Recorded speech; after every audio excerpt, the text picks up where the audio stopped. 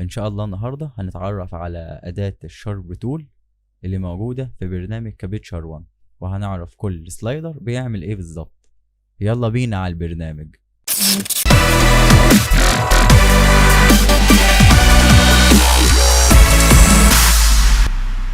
يلا افتح كابتشر 1 وتعالى عشان نطبق مع بعض. دي اداة الشارب بتاعتنا، طبعا مختلفة عن اي برنامج تاني، وليكن مثلا لايت روم او اي حاجة زي كده. هنا الاماونت ده اللي بيزود الشرب المطلق، والراديوس بيزود التفاصيل. هنا معانا اداتين جداد هنفهم دلوقتي هما بيعملوا ايه. اول حاجة هنبدأ نشرحها في قائمة الشرب. خد بالك هتلاقي عندك هنا في بريسيتس جاهزة، هندوس على الثلاث شرط دولت هيطلع معانا ده بريسيت جاهز. لو اختيار منهم عجبك تقدر تستخدمه، وتقدر تعمل اعدادات لنفسك جوه الشرب وتعمل سيف كاستم بريسيتس.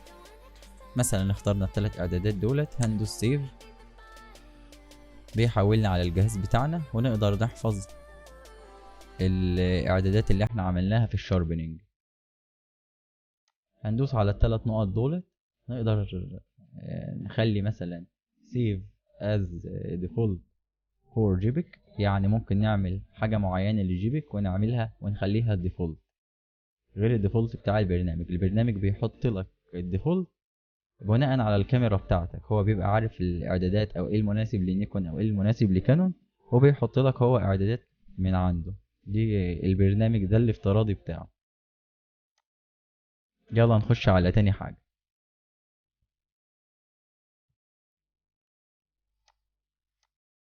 هنا لما نيجي نزود الاماونت، زي ما انت شايف بعض الصور ممكن تكون جودتها مثلا مش عالية، فبتبدأ تبكسل. فانت تيجي ممكن تقول ايه هزود التفاصيل شوية، فتلاحظ حاجات زي نويز او حاجات حواف كده طالعة للأماكن اللي هي الحواف بتاعة يعني عملت ايدجز، هتلاقي حواف كده، هتلاقي الحواف شرب جدا مش ناعمة. احنا عايزين ناخد لمسة جمالية من الشرب، مش عايزين الشرب يبوظ الصورة بتاعتنا. فهنيجي على السلايدر ده اللي هو الجديد او الاضافات اللي موجودة في برنامج كابتشر 1، ونبدأ نسحبه شوية. هتلاقيه بيحاول ان هو يقلل من التأثير في الحواف، او بمعنى اصح لو في زي نويز نتج عن الشرب ده بيحسن الاداء بتاعه.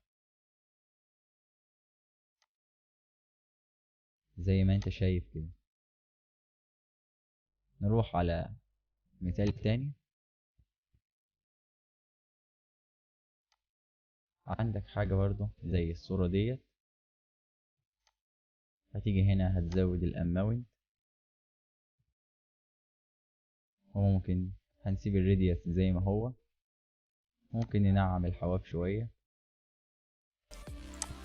بس تعالى بص، لما جينا عدينا مثلا ايه، دخلنا في رقم 400 مثلا، هتلاحظ ان ظهر حواف بيضة كده حوالين الشرب اللي احنا عملناه. يعني بص قبل ما نعمل الشرب، بص الحافة البيضة اللي طلعت دي او الهالة البيضة اللي طلعت دي. السلايدر الاخير ده موجود عشان يشيل الهالة البيضة دي، بيعالجها. بص لما نيجي نسحب السلايدر، شايف الهالة البيضة اختفت زي ما انت شايف اهو. بص كده لما تيجي تعمل شرب ويطلع معاك حواف زي كده، اي هالة بيضة، ده بكل سهولة بيقدر يعالجها. اتمنى يكون الشرح عجبكم. استنى لايك للفيديو واعمل سبسكرايب للقناة، فعل الجرس، واستنى كل جديد. شكرا ليكم.